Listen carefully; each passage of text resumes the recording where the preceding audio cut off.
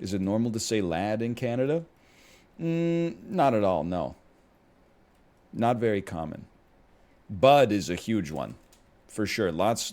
You'll encounter lots of buds, especially if you wear your shortest inseam shorts to Home Depot and have the audacity to buy or attempt to buy bad rat poison. What about sorry? I don't know if people are ready for this, but I think sorry is kind of on its way out. What I'm used to is one thing happens that's not a big deal at all, and it's equally on both people to blame. Like people are walking towards each other on the sidewalk, and they both dodge in the same direction. I say sorry, the other person says sorry, and then we just keep walking. What happens to me maybe like 1 in 3 times now when that happens is I say sorry.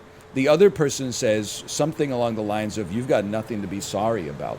And then I feel like the energy is like maybe in their head they think they've like absolved me of feeling bad, but I didn't feel bad in the first place. I was just saying sorry out of politeness.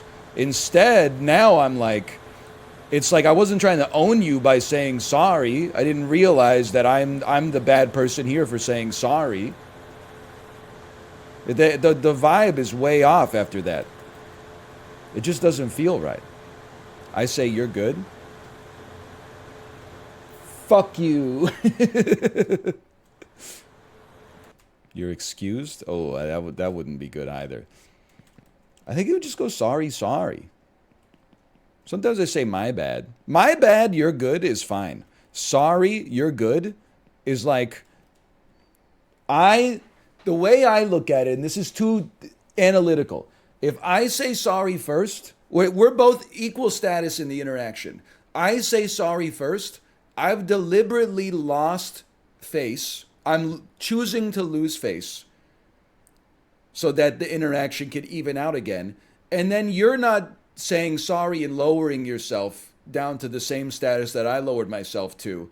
Instead, you're bringing me up 1 notch when I took myself down 2. Because now you're the person that's being magnanimous, which makes you the bigger person. Instead of like, I'm also sorry, we're all trash, you're saying, you should be sorry, but don't worry about it. I'm so magnanimous, it doesn't even affect me. And that's why we have to fight. So I'm not yielding the right of way anymore. I'm sorry. Because I just can't, nobody can be fucked to deal with all this. It's so complicated. You got nothing to be sorry about? You don't know that! My favorite NL bit is when he embraces a position he doesn't believe in at all. I kind of believe in this position, though. Like, I know the analytical part, well, let me rephrase this. The logical part of my brain doesn't think that they're trying to pick a fight. But there is like a Larry David, like, animal part of my brain that's like, oh, you think you're better than me? Lots of traffic on the sidewalk? It happens, man. There's lots of people here. Don't even get me started on situations where I'm walking as a solo boy and then 2 people are walking on the sidewalk towards me and they refuse to break parallel with one another to walk behind each other. So instead, my ass goes and is standing on like the grass while they walk by. You guys are going to break up in 6 months anyway. It's not that serious, okay? I generally, I'm, conflict avoidant. There are times, though, depends what I had for lunch or what I didn't have for breakfast, when I'll just, like, hold steady like Craig Finn. I told this, it was probably a year ago now.